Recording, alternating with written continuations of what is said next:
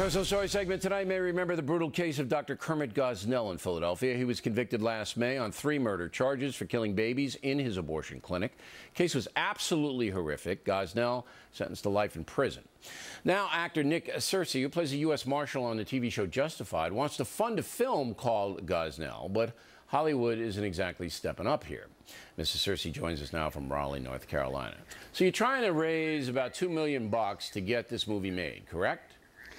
That's right, Bill, and we're well on the way. We're already 50% there. I think the last time I checked, we're at 1.2 million, and we're going for 2.1. So, GosnellMovie.com.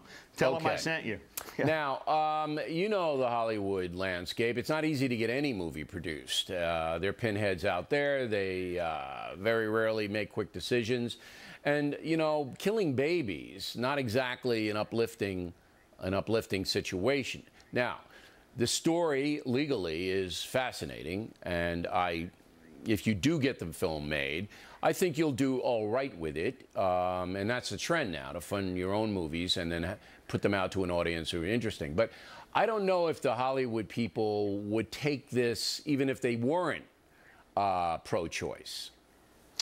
Oh, yeah, I think they would. I mean, basically, it's a true crime story, Bill. It's a story about one of the most prolific serial killers in American history. It's gruesome, it's violent, it's gory, it's horrific, it's bloody, and Hollywood loves those kind of things. Of course they would do it. But not with babies, not with, you don't see too many infanticide films.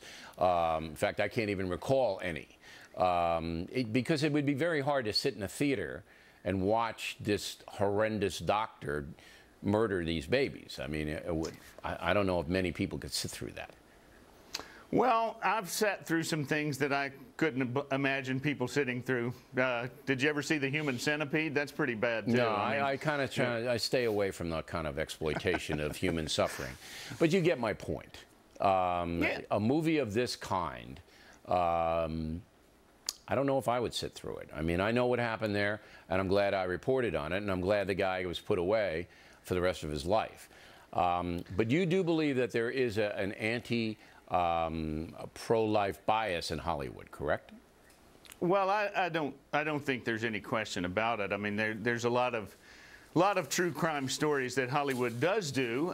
This one is pretty fascinating. You don't have to go into gory details and show the blood and gore for this to be a fascinating film. I mean, this was a very well-respected member of his community. This went on for 30 years.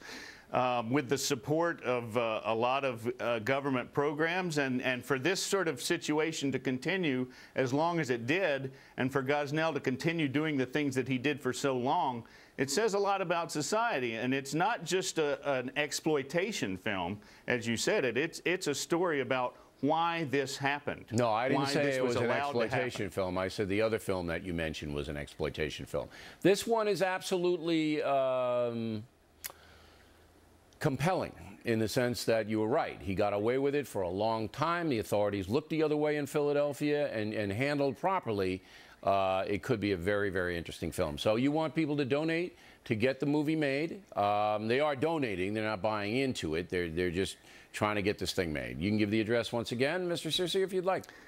Yes, just go to GosnellMovie.com and donate. And if you tell them that Nick Searcy sent you, it will increase my role in the film. So if more people donate, I'll get a larger part. As long as you're not playing Gosnell, you know, you don't want to do that.